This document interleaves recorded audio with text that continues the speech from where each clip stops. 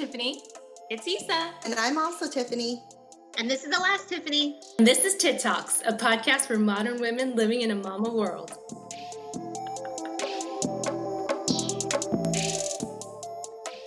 Okay. Hey everyone, it's Chuk, and you are listening to our sure to be spectacular travel episode. We here at TITT Talks, we believe that travel is a privilege that we should prioritize to broaden our knowledge and understanding of the thousands of other cultures that exist in this world. And, especially today, that is so important. Learn about other people, learn about other cultures. This world just isn't about you, right? We're just a tiny speck in this whole universe. And I want to emphasize that we're so aware that travel is a privilege. I will see on Instagram all these fabulous looking people, shiny, beautiful people, travel the world. Oh, so easy, just do it. And it's like, it's not that easy, right? You need to have some money. You need to have time off work to do that. So just especially in light of COVID and the circumstances that are kind of hindering our ability to travel, we absolutely appreciate that travel is a privilege. Today we have a very special guest. Her name is Nikol Kim Fisher, and she's been our good friend and sorority sister for 17 years. Yeah. Too long. She's the absolute best. She is an attorney, an estate attorney, and also a world famous Instagram influencer. So with that, you're totally gonna enjoy everything she has to say, all of her stories and advice. Nikol, I will let you take it away. Please tell us about yourself. Okay. Hi, everyone. Well, first, I just want to say I am so honored that you guys asked me to be on your podcast. So thank you so much. It was a no-brainer. You're the honored ones. Yes. I'm so excited. And I'm so proud of you guys. I love listening to the show. And anyway, I'm just super flattered that you guys would have me on here for this particular episode. And that anyone would even think our life. By the way, I didn't think anyone would think our life was that interesting to feature on a podcast, but I'm still flattered nonetheless. And it's really nice to just have the opportunity to talk about travel with you, ladies. Let's see, my background. Yeah, first I met Chuk and Tilo when I came to UCLA. My first year and a half of college I spent at Columbia, and then I transferred to UCLA. And then we all joined the same sorority. Well, Tilo and I were in the same pledge class, and Chuk was in the class before us, and then I met Issa and Tita later. Or do you guys say Tita now? So let's see. So now, I'm married. I have two girls. They are 7 and 9, Ashley and Kelly. I love them dearly. And I am basically, I always say I'm a full-time stay-at-home mom, part-time attorney. So, and then I think as everybody knows, we just, our big thing is that we do love to travel. So whenever we get the chance, we try to travel, and we take the kids everywhere, and that's kind of our life. Yeah, you guys are doing, obviously pre-COVID. But Pre-COVID. you guys were doing the most, and it was so inspirational. Yeah, and that's, right. Even like with COVID, it's just like brought into perspective for us. We're so fortunate, and we always, thank, our lucky stars that we were able to travel so much before COVID. And obviously we're looking forward to getting back out there. But as Chuk said in the beginning, travel is just definitely a privilege. So we just feel fortunate that we were able to travel so much. And yeah, we'll get back out there. And honestly, when, in the middle of COVID, we're still in the middle of it. So for sure. So, I don't know what I'm saying. So I was thinking, are Nikol and Fish gonna be okay? This you guys probably want to be in Spain right now. Yeah. In the length, since March, you guys probably would have taken at least a couple fabulous trips. What did you end up having? We had to cancel. So it was really dicey, and we definitely, for spring break, that was sort of when it was all went down. So our last international trip we took was in February, and that was just to Mexico. We went to Chichen Itza and Cancun, in Tulum. And then for spring break, we had planned, as you said, a really fabulous trip to Singapore, Bali, and Japan. So we had to cancel, everything. Fortunately, we got all of our money back. Like, didn't have to pay anything, the airline, everything. But it was a bummer because we had it all planned out. And then this summer, we were supposed to go to Machu Picchu. We didn't have like anything after the spring break, cancellations. We're not going to book anything. We kept trying to come up with these backup plans, but as COVID kept getting worse and worse, it was like, oh yeah, we're not going anywhere. And that's okay, honestly. As you said, we're so fortunate when we think about, we haven't traveled in 6 months. It's really not that long, and it's not, so we're not complaining. We're happy to stay at home. Were you, was this, because I don't know, I'm curious, was this a passion that John also had in the background? Like, did you guys start dating, that one party where you were making out and you're like, I love travel. I love travel. Not. I got to on the first night. No, but I think he had definitely, loved to travel and had been to a lot of Europe, I think, before meeting me. And I had done some travel with my family, not a ton of international trips, but certainly lots of family vacations and some international trips. And then, it was just definitely one of those things that we were both pretty passionate about, as our relationship progressed, talking about, just being excited for all the places that we wanted to go. Our honeymoon, we planned it out. It was one of those whirlwind, 3-week, which, as you said, you have to have all the vacation time to take that off. So we definitely saved up. And then we did Athens, Santorini, Rome, Venice, and Paris. So that was the big first trip that we did together. And actually, Tilo, you and I and Dave and Fish went to Hawaii. Yeah. And that was a super fun trip. I so miss going to Hawaii. Me too. And then, and then having kids, we have some a couple more years probably to travel by ourselves, sure, but it really didn't stop us. My clock's ticking, and I'm we're gonna start having kids, and then we're gonna keep traveling. I don't care. So we didn't let that stop us. I think Ashley's first trip international was when she was 15 months old. Technically, Kelly was there too because she was in utero. So we took her, to Switzerland and Germany, and it was a great trip. So they have been lots of places, and they're super good travelers. They know the deal on the plane, and they know what to do. And people always worry about traveling with kids, but just the more you do it and the more they get comfortable with, kids are so adaptable. So, and I really don't, I'm not one of those parents that looks at a kid who's crying on the plane. I'm just whatever, you want to take them, great.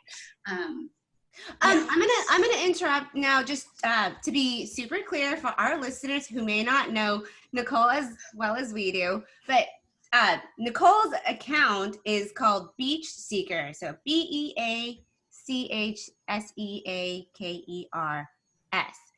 And she has so many followers. And this was sort of an organically grown account, if my understanding is correct, right? Yeah, so our Instagram account, Beach Seekers, fun little play on words, and also just Beach Seekers, the normal way was taken.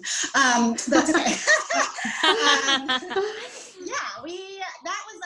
Travel and photography is just something that John and I both share, a passion for, and so it just kind of went hand in hand. I always have these crazy ideas of businesses to start and this and that, and so this was the only one that was pretty doable for me to do on my own, that he supported because he does taking photos. Now he was more the photographer before the account, but I would say now I think I do more of the photography, especially because phones make it so easy, and just coming up with the ideas for the photos or whatever it is. But he certainly enjoys it. He's happy to do whatever I ask. Kids, know they need to take their photo. Your girls are so compliant. They are so compliant. They're good. Yeah, they definitely know what needs to be done for the account. But we still have fun with it. I would not do the account if we didn't have fun with it. Yeah. So it just kind of was a natural fit to do travel inspiration photos and just showcase, where we've been. We grew that account. Can you tell us the inspiration? I'm reading the notes. Oh, yes. That story. I didn't know it. Yes. There was a time in our life, so before the account, I was obsessed. I still am with, I don't know if you guys know them, the Bucket List family. Yeah, I mean, totally. They're amazing. I love their story and their personalities. And so this is before we had our own, business Instagram account. And I spent a lot of time on personal Instagram, Facebook, or just at the time, I guess. So that I would tell John, like, after work, like, things that the Bucket List family was doing, and oh my gosh, they went here, and look what they're doing with their kids, and I mean, he enjoyed seeing the photos and listening, but then on the other hand, I think it started to get too much for him, and he was like, yeah, you're kind of talking about these people like you know them, and I like hearing about it, but like you don't know them. So maybe we should just, you should just do your own thing. And so he sort of pushed me in that direction.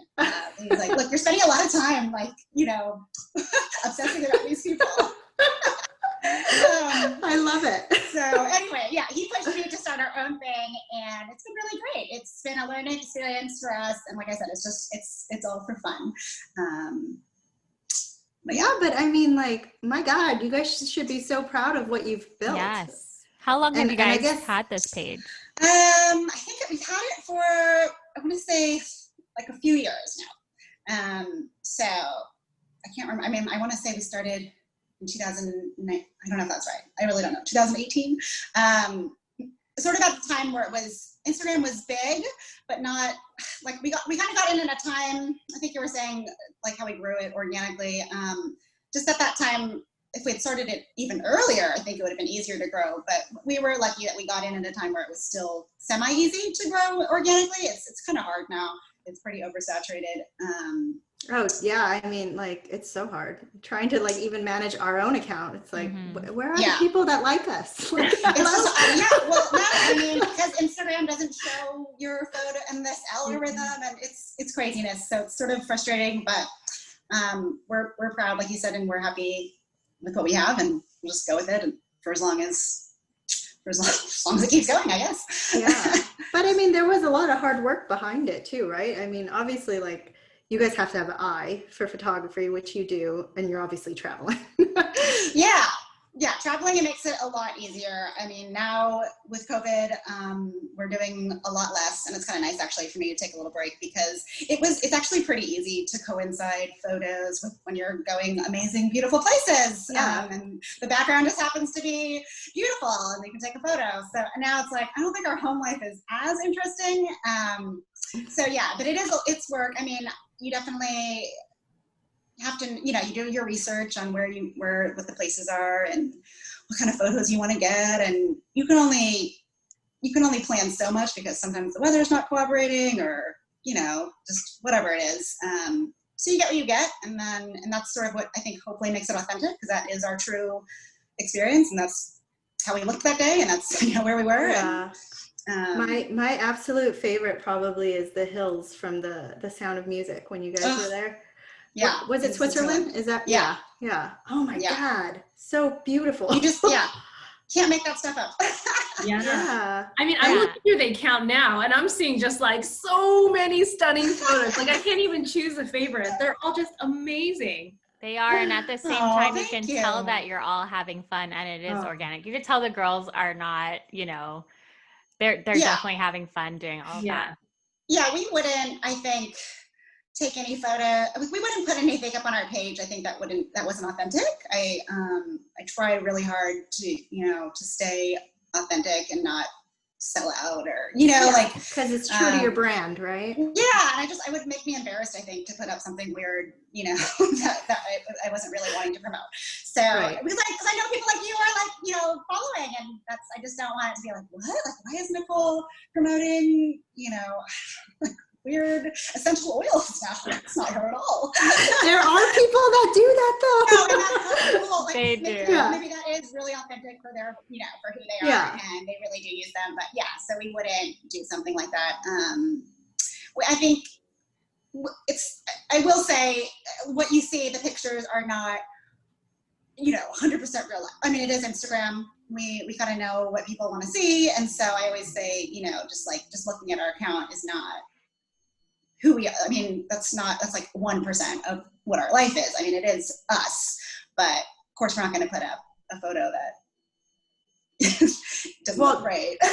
do your girls even throw tantrums? I don't know if they do. Oh, they're so well behaved. For photos, no, because they know. We tried to, I mean, again, going back to like travel as a privilege and even our account as a privilege, everything that we get, we feel really fortunate, whether it's, you know, even if it's just free clothes, and we let them know, you know, you're getting this and it's not for free, right? Because I don't want them growing up thinking like, oh, we got all these amazing things for free because people just love us so much. Mm-hmm. You know, it's like, no, like it's work, because there is a lot of work into it, and it's the photos, you know, it's the preparation.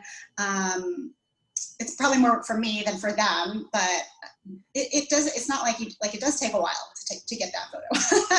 And then on my end, you know, editing it, prepping a caption, finding the hashtags, and then engaging. So it's a lot of work.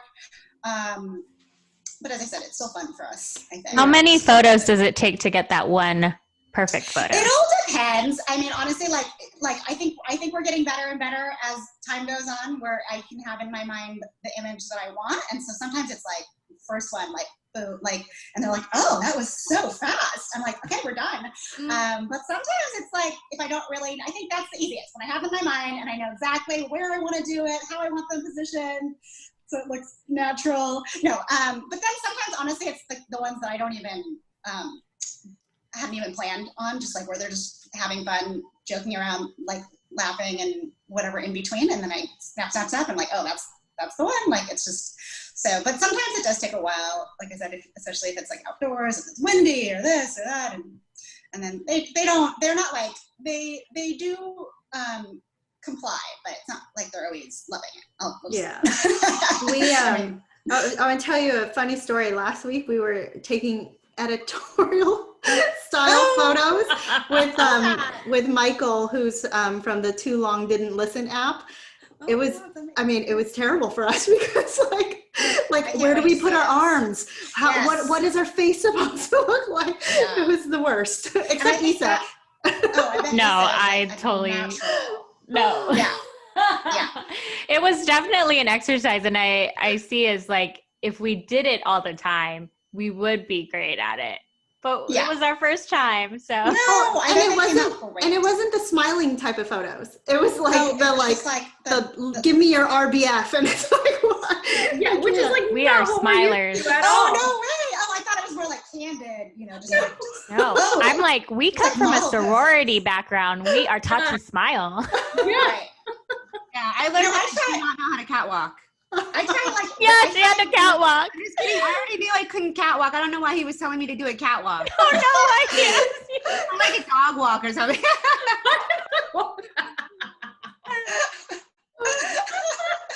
Yeah, I definitely noticed that I tried certain poses or certain expressions. And I'm like, no, like you said, like I'm a smiler, so that's just how, you know. But your hair flip story yesterday was amazing. Yes. I don't know if you guys, you guys see that? Oh, it was hilarious. She was like doing a series of photos of how she was trying to get the perfect hair flip out of water. In the water. You know, those like amazing photos with like and like the water like droplets, and so like, oh yeah. So we did that so I posted some stories from our last anniversary trip to the Maldives where we attempted that. And it was, let me tell you, it was not as easy as it looks, for sure. And I had whiplash, and we didn't even get I was going to say, did your neck hurt? Well, because I have super long hair, and then it's like, oh, to get it all wet or not all wet, and it looked weird. Like some of it was dry, some of it wasn't, and then my facial expression too, like it's like so many of them, I was like, because it's like the force to get. How do you not look like that? Like, I feel like I would look like I'm drowning, like I'm about to cough, you know? Oh my gosh. So anyway, we never got the shot. I never posted it on our account, but I had all those bloopers that I forgot to post. So yeah, I threw them up on stories yesterday. It still makes us laugh. It's okay. We'll get it one day, or you know, probably Ashley will do it, and it'll look amazing. Right, her first time. She's like, I got it, Mom. Ashley and Tessa, man, they're natural models. We were just talking about how Tessa's saucy on the last recording. Saucy woman. I love it. Yeah. I love it. I love her YouTube channel. Her fake one. Don't forget to subscribe to my fake channel that doesn't exist. I was gonna say, wait, does this? She doesn't have one.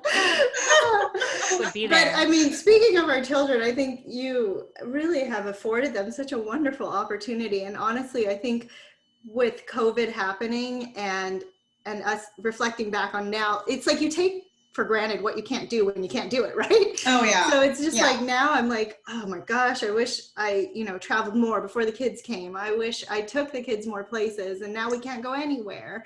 So it's wonderful that but you will eventually. And I mean, to be honest, I wouldn't feel that bad about it because we're so fortunate. We do have the time.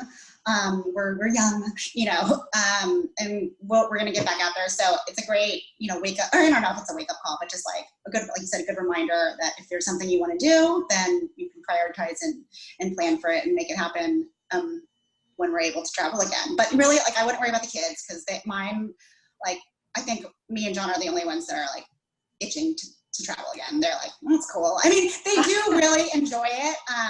Don't get me wrong. When we're doing it and when we're going on the trips, they love it. But it's not like they're saying all the time now that we've been home for so long, like, I wish we could go somewhere. And they're perfectly happy to be at home.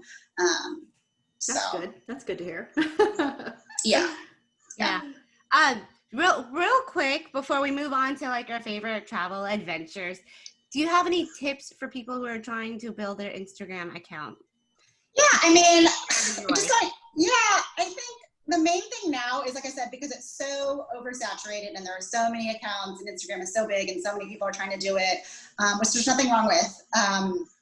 The main thing, again, is just stay authentic, but then really find your niche, like whatever it is that your account is, like don't make it too general, because then you'll find, the followers that are really into whatever. Like if you have if you're into like food, like it wouldn't just be food, just be like, oh, I'm into like avocado food. I don't know, some like really specific, like honestly, I mean, that's sort of the problem with not problem, but one of the things we run into where we would love to be a full-time travel family, a full-time travel account, like how the Bucklist family was, but we aren't. We're at home most of the time, but our home life, as I said, isn't super interesting. So it's hard because we wanted to be really travel focused, but we're not. That's not us 100%. So then sometimes when we reach out to brands, they're like, oh, well, you're not travel enough, or if it's something like at home, if I reach out to something where I'm like, oh, like I want this for the house, like what do you think? They're like, oh, I want user to travel. Oh, so interesting. Yeah. So I mean, I think brands really and I think you can find the right followers too when it's very specific, if you can find people who are exactly like you are, which is not the easiest thing to do. But we found lots of families like ourselves and connected with a lot of families and couples that travel part-time. And so that's sort of our, it's like, and have kids and do normal things at home. So we've, found that sort of niche, and it's really been nice to connect with like-minded people and find that group. So. Yeah, that's another point, right? Like with engagement, it's super important, right? I mean, I've never really actually taken the time to research the whole algorithm thing, but I mean, Is that like another tip you would say, like engaging? I guess, I guess the number of tip, of course, is Instagram's about photos for the most part. I mean, I know they're trying to branch into like reels and videos and stories and other things, but for the most part, it's that photo. So like that photo, from what I've heard for the algorithm, needs to really like capture your attention. And I think it's something, so I've heard, is that the longer someone stays on your photo, it's like, oh, that's interesting, I want to keep looking at it. That is how they'll push it to like other people, versus like if people just keep scrolling past, like, oh, like whatever, I'm not that interested in that photo. So of course, I mean, I think Instagram is about photos. That's how it started out, as an app for photos. And so the main thing still is, to make your photo which I hate, like Instagram, like do Instagram, which, but I think that's what people that recognize that Instagram really is just about that one photo that looks amazing. And I think most people recognize that that's not real life. But that's sort of why you use the app, because you want that inspiration. You want to see those beautiful places and, so that would be another tip, is obviously the photo itself. And then I don't know, hashtags and all that. I mean, there's a lot going on. Yeah, there is. Okay. Now to the good stuff. Yay! Tell us about your favorite family adventures, budget adventures, luxury adventures, and like if there's anything poignant that you've learned or surprised by? Please enlighten us. Yes. Okay. Oh my gosh. Well, as I said, we've been really fortunate to go to lots of amazing places. So I'm gonna look at my notes here. So my personal favorite type of trip is like the tropical island. I mean, even if it's just Hawaii, I love that. But some of the more like exotic places we've been to with the kids were Bora Bora, Fiji, and the Cook Islands, and those were all, you know, amazing. And then the anniversary trip that just John and I went on was the Maldives, and that was, you know, also fantastic. Kids didn't get to come for that one. No, they do not let us forget though. Every time like photos come up on our Google photo stream, like, oh yeah, that was when you went to the Maldives, right? So yeah. Like, you know, it took, to be honest, the Maldives and Bora Bora, I would say are up there for me as like our top things. For both of them, we like splurged and we stayed in those overwater huts. Love it. But so the kids have done that. The Bora Bora is so much closer and so much easier to get to. So if you're thinking about going with your family, I would say that going to Tahiti from Polynesia is way easier to get to. It's like an 8-hour flight direct from LAX to Tahiti. And there's an airline that we flew on, Air Tahiti Nui. They actually run some pretty good specials if you can travel sort of off peak. Like when we went, I think it was like November or December, and weather was still fabulous, but it was like off peak. And I think they still run this deal where it's kids fly free. I mean, the flights are expensive, but then at least if you're traveling with kids, then you don't have to pay that portion of it. So at least you feel. That's a good tip. So yeah, so there's ways that you can, you can find ways to save. We travel with a lot of our hotel points. So we have I think it's like a Marriott, I think it used to be SPG, but now it's Marriott. So we have that credit card, and we found it to be really helpful. I know some people do airline miles as well. We don't do that.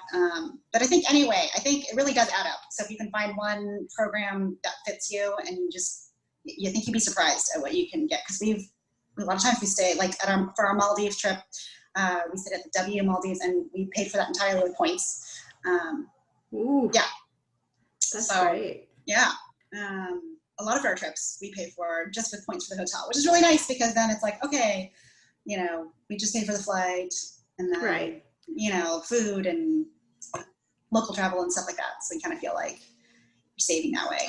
But yeah, other favorites. I mean, we love. Like Paris is my personal favorite. So I was saying, I love like the tropical island type of trip. John loves to go on the type of trips where you're sightseeing a lot, like seeing the things. And not necessarily like cities, but just definitely like seeing things. Whether it's like this, historical stuff. Yeah, or like landmarks. Or just like the sightseeing and like packing it all in. So we try to compromise. If it's a longer trip, then we'll do, some of each. And then if not, we can alternate. And Iceland was really beautiful. So Iceland cool. and New Zealand are kind of up there with those really beautiful lands. Like there's so many beautiful landscapes and so many like diverse landscapes. So those are two trips we really loved. And we did those just kind of by road tripping. Like we rented a car, and I think that's our favorite way to travel, to be honest, is like fly somewhere, rent a car, and then kind of do it your own way. Because then you can just kind of go at your own pace. What? Driving in foreign countries like scares the shit out of me. Well, I don't do the driving. But well, when I went to Italy with Glenn in November for his work trip, I like tagged along. I was like, as soon as we got in the car, I was like, this guy would be totally screwed without me, because he wouldn't be able to like navigate the map and then drive these roads where there's like all roundabouts and no lights. Like he would have been so screwed. So I really commend you for. He is so lucky to have you. In general. Agree. Yeah, just in general, not even just yeah, so that's sort of, and then like our most recent one too was Thailand, was like just a favorite of ours as well. I'm so happy we went last December, and it's funny because that one really sticks out in our mind when you're talking about kids and remembering things, and that's come up to like just learning that like so many different like culture and the food and people and experiences, and it really opens their eyes, I think. And they like Thailand the best? Oh, they loved Thailand. I mean, what is not to love? So yeah, I mean, actually, to be honest, like literally just a couple hours ago, Ashley has a report, or it's called Talk Time for her class, where she kind of does a presentation, and one of the topics was, a favorite vacation of yours. So she's picking Thailand. Aww. And we just went through like the photos that she's going to try to put into like a Google slideshow, or whatever, and so that was really fun to look back on all the photos. But it's they love to look at the photos. I mean, I think that's why we take so many, but then just talking about our trips and like what we remembered. And Nikol, I'm sorry. No. Didn't you say that that Kelly did a report on an Asian water monitor? So that was Ashley too. So like same thing, like when we went to Thailand, we were just at some random park. Were you at the floating market? Was it the No, floating market? it was just in Bangkok. It was a park called Lumpini Park, which was another funny story, because it took us forever to find like a taxi like person to take us there, and they were like totally trying to rip us off, but like nobody knew where it was. I think we had like Googled it, and we're like, oh yeah, like Lumpini Park, and I'm like, Lumpini Park. We finally found someone to take us, and What a bullshitter, man. I'm sorry for that guy. Because I know he knows. We saw Asian water monitors. I don't know if you guys know, those are, but they're these big lizards, almost like a Komodo dragon. They're like, I think the second largest, like, I don't even know, like lizard, they're basically like a smaller Komodo dragon.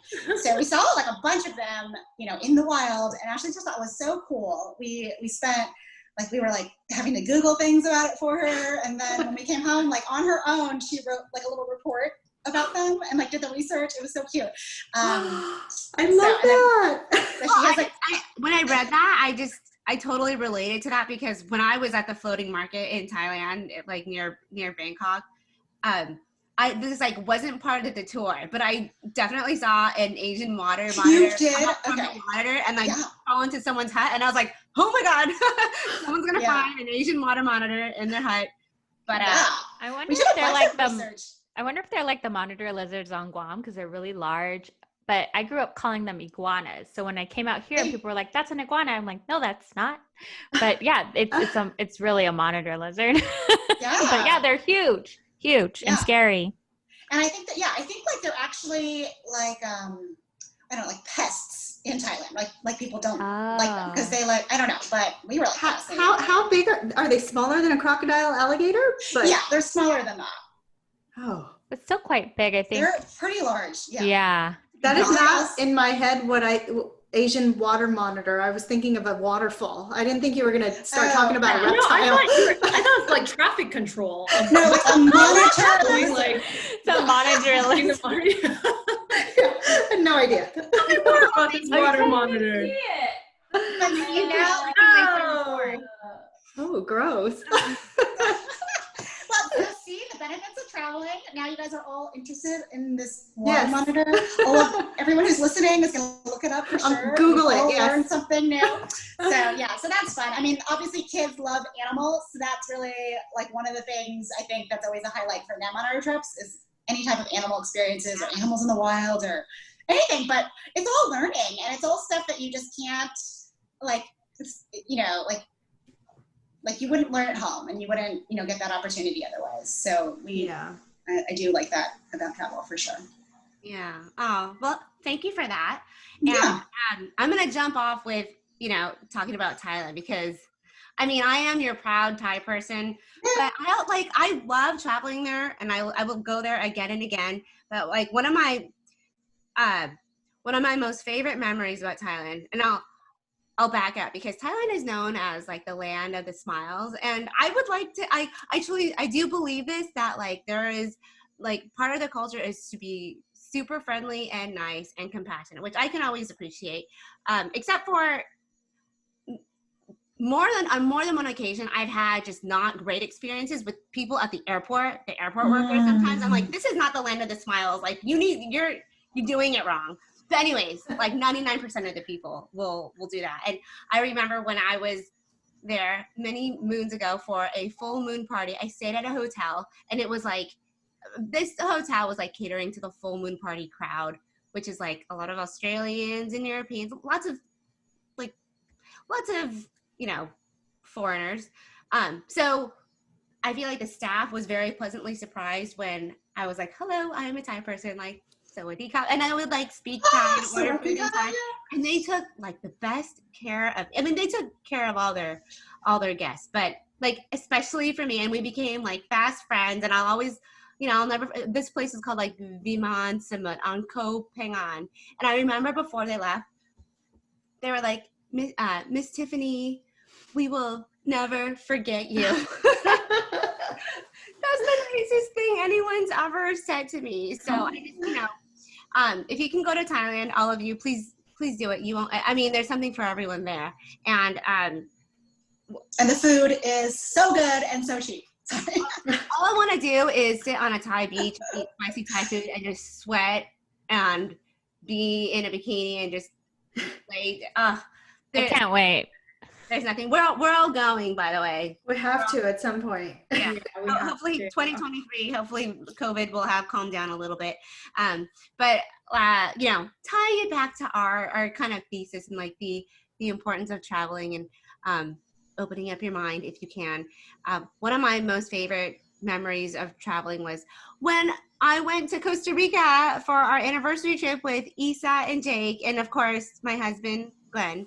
And I remember just being so surprised when we, you know, got in our car and we were driving around at how clean the country was. Oh my gosh, so much respect for your country.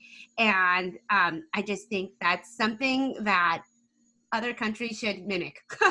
Take that, copy Costa Rica. Right. It's like in their culture to be, you know, environmentally conscious. Yeah, caring for their land and their animals.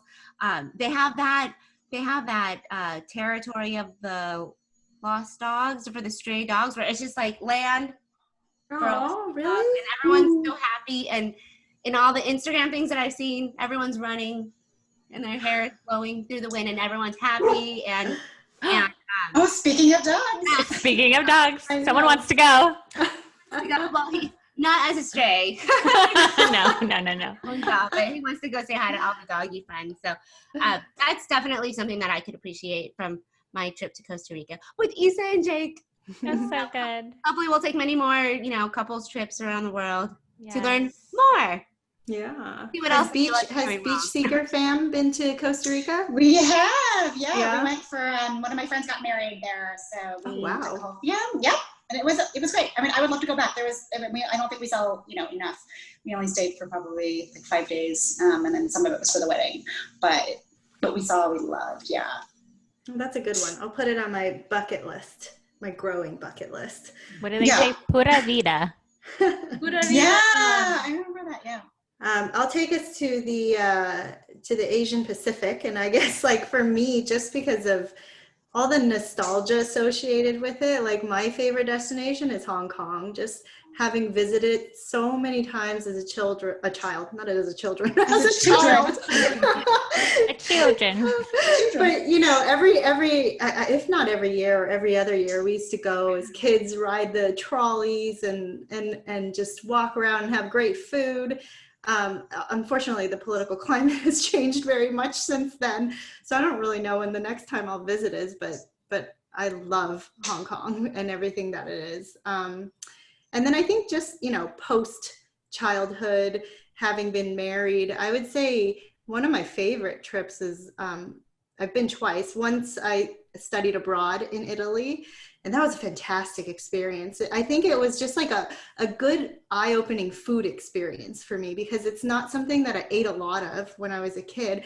And then you just have cacio e pepe, you have carbonara, you have like, and then it's just the long meals with the wine and everything, and the walks and the strolls.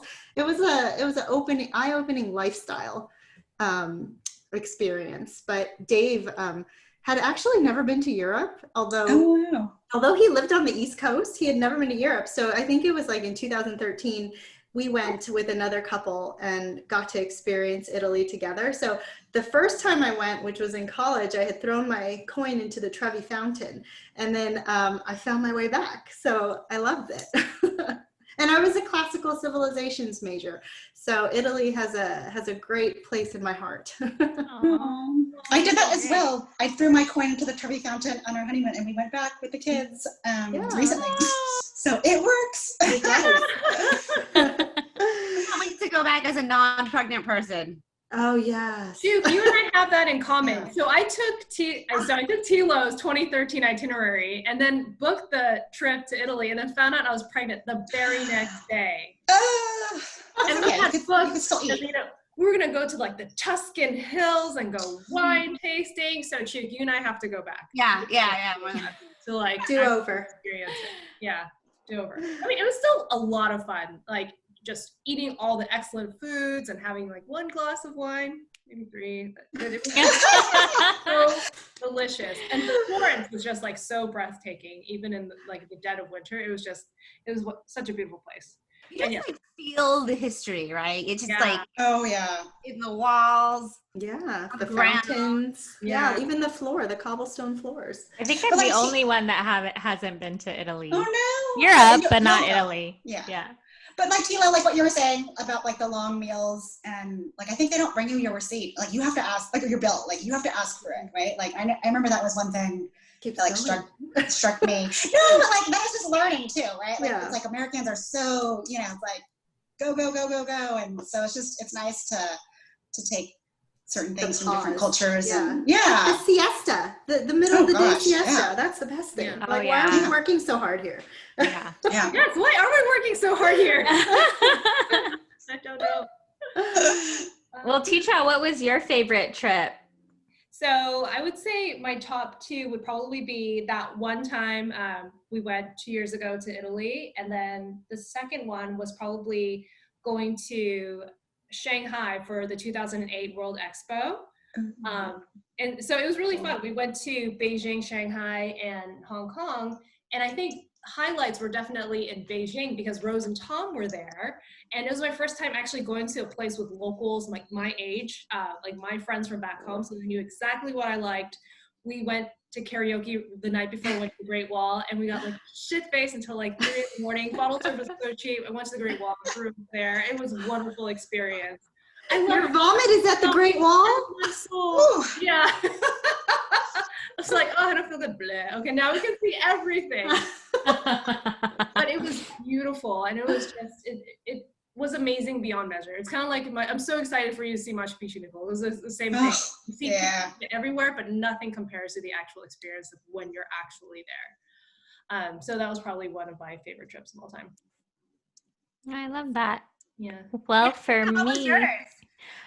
me, I have to kind of mimic Tilo too. Is going back to Guam is always amazing, and we try to do that every 3. We were supposed to go in March, about 2 to 3 years. So it's this beautiful island that I call home. That I lived there till I was 15. So going back is always amazing. And we do the same things every time we go back. We do all the touristy things too. It doesn't hurt to lay on the beach every single day. But that will always have a special place in my heart. And I would say if you do have the time to trek over there, if you're by the Philippines, I'm adding up. Make a stop. It's where America's day begins. That is the slogan. And it's just, friendly people. It's just like Chuk said about Thailand, everybody's super friendly and welcoming, and it's definitely a part of our culture. But outside of Guam, one of my favorite trips was something that Jake and I did recently and right before I got preggo. So we went to Spain, and we went to Barcelona, and we went to Mallorca. And I think something that I truly loved, I think I could live there. Like, I'm seriously going to contemplate moving there if Trump gets another presidency. No, I'm just kidding. But Mallorca was so beautiful. We drove and like Nikol said, renting a car, driving yourself, kind of going off that beaten path was amazing. Getting locals to recommend little restaurants to stop at. That's always, the way that we try to go. But driving in our little Mini Cooper through the Tramontana Mountains, I bet you I butchered that name, but it's a UNESCO site. So it was just amazing. I was trying to skirt through all the mountains. I drove for part of the way, and I was like having the best time in my little Mini Cooper. But I mean, that was so much fun. The beaches there in the Mediterranean, amazing. And just the lifestyle. So even in Barcelona, even though if you're in a big city, there's just like you said, an appreciation to slow down, which you don't really find in LA, I would say, and really in America as well. You can definitely appreciate personal time there, you know, in life. And I think that's something that's definitely a takeaway. So those were my 2 highlights so far. And I hope to have many more in the future. I love Costa Rica. I love every place I go to. That's why I'm so, I hope to mimic Nikol, you know, your travel and taking sauna. She loves planes. Like, we live near an airport. So every time she sees planes, she's like, shh, she makes a little noise. But yeah, I can't wait to get her on a plane. I'm sure she's going to love it. We already have planned her second birthday, which hopefully you can all attend, will be Pan Am themed. Pan Am themed, because she loves planes. Cool. So yeah, I hope to follow in your footsteps with you know, introducing her to lots of cultures. Again, it is a privilege, so that she also has, you know, that empathy towards different cultures, you know, knowledge, like you said, even of animals, biology in different places. I mean, there's so many things to take in. So hopefully we can give that to her as well. Well, this was such a nice episode, especially during this time, to relive all those great trips we took when we could travel. So hopefully soon. Thank you, Nikol, for it was so much fun. Your adventures and all your Instagram influencer tips. I look forward to one day TITT Talks getting a sponsor from Pocky as well. That would be amazing. I love that Pocky is your favorite sponsorship of ours. Very, very authentic. Yeah, seriously. I have some in my house now. My mom just gave me a whole box yesterday. I think Costco's having a sale. And for all of our listeners, I hope you really enjoyed this episode. Email us or send us a DM at our TITT Talks IG. Our Gmail is titt.talks@gmail.com. We'd love to hear your stories and any lessons or surprises you learned about when you took some adventures. So I guess that's it, and we will be speaking with you soon. Bye. Thanks, Nikol. Bye. Thanks, guys. Bye. Bye. We'd like to give credit to our husbands. Without their support on this project, it would not be possible. On top of that, we'd like to thank our technical crew, music production by Baby Daddy Beats, and graphic design curated by Kano Imamura. And also, I'd love to thank all of you guys, co-executive producers, all 4 of us. You know, this is our baby, so thank you guys.